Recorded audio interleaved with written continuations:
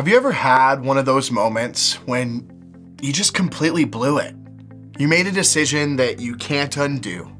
You said something that you just can't take back. Or you walked away when you should have stayed. Or maybe you stayed quiet when you know you should have spoken up. And after this happens, you're left with this sinking feeling of, did I just ruin everything? Well, if you've ever felt like that, like you failed someone, failed yourself, or maybe even failed God, then I want to say this clearly to you. You're not alone. Because today we're going to look at the story of a man who also blew it in front of everyone and then had to figure out how to start over. His name is Peter. And if you grew up around church, you've probably heard of him as the denier. The one who swore up and down that he didn't even know Jesus. Not one time, not two times, but 3 times. And if Thomas was the doubter, well, Peter gets stuck with the title denier. And like Thomas, I think we've misunderstood him. So let's go back to John 21 and take a fresh look at this moment.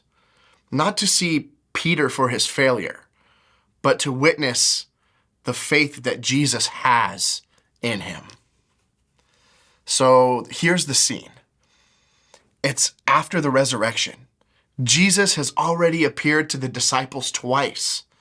Thomas has just had his doubts turned into a declaration of faith when Thomas says, "My Lord and my God," when he sees the risen Lord. And right after that, we get this story, the final chapter in John's gospel. Peter says, I'm going fishing. And that might sound like nothing, but in reality, it's everything. Peter isn't just taking a break or a time to rest. He's going back to the life he had before Jesus called him, before all the miracles, before walking on water, before the garden, even before he denied Jesus. And who can blame him? When we feel like failures, when that shame creeps into our lives, when we're not sure what to do next, we often go back to what feels familiar or safe or easy. We go back to that old job.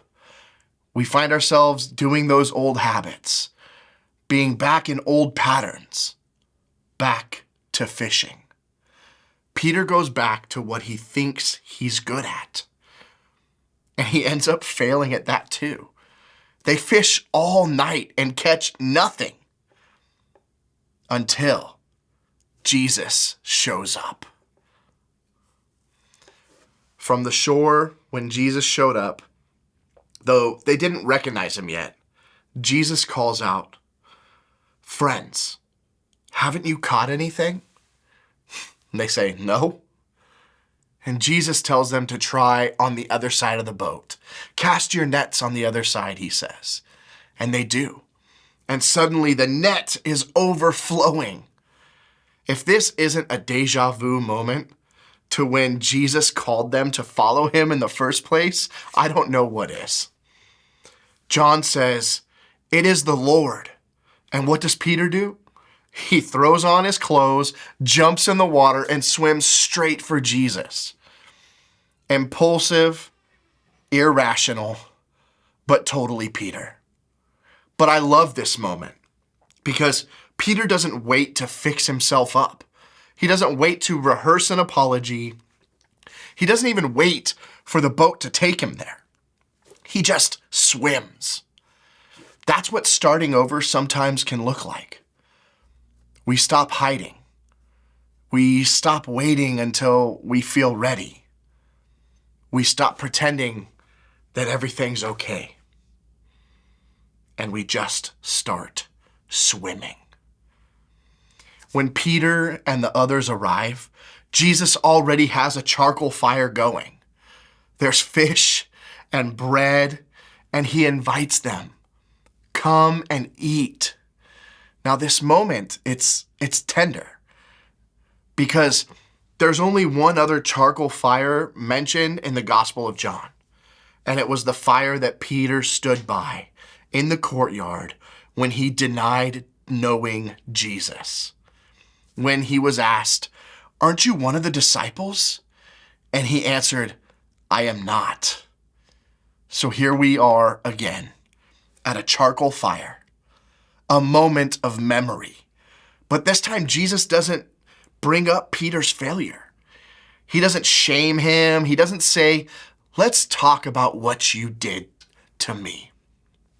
No, he just says, "Come and eat." Grace begins with nourishment, with presence, with love that doesn't need to prove itself to anyone. Now, after breakfast, Jesus finally turns to Peter, and 3 times he asks him, "Do you love me?"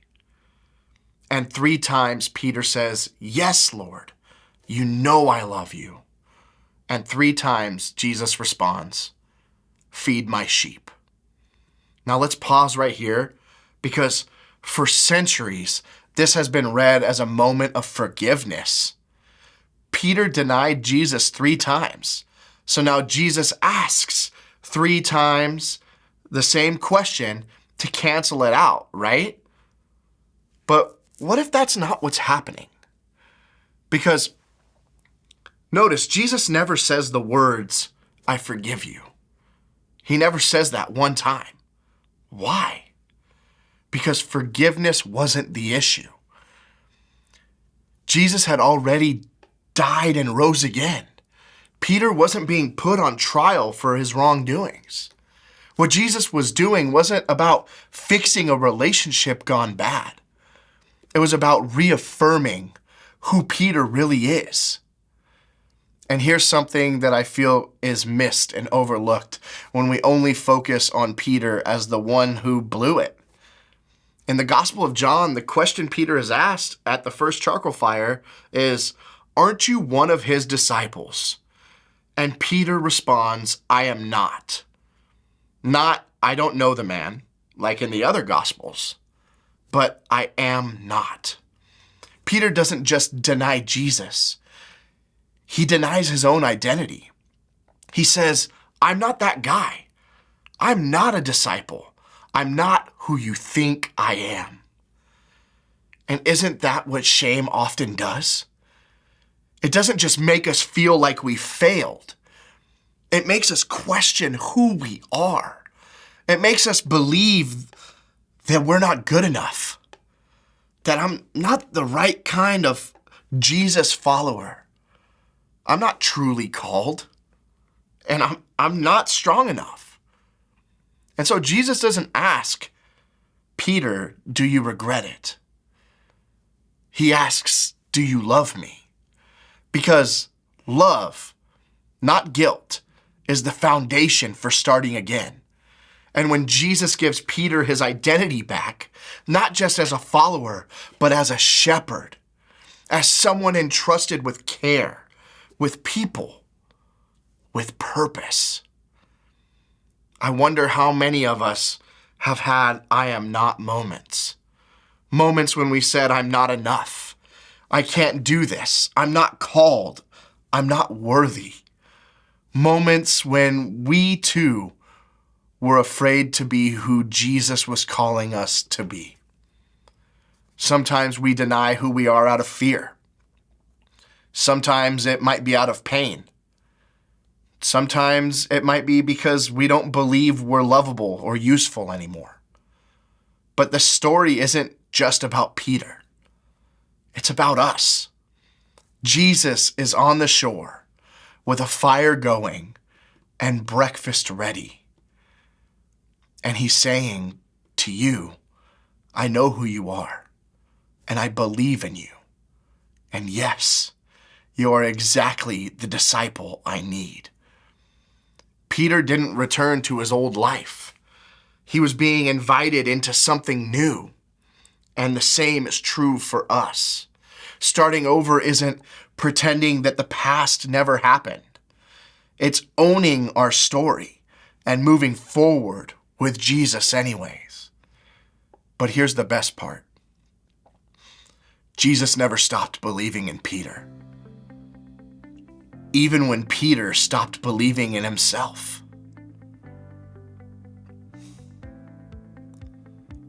Maybe today you feel a little like Peter.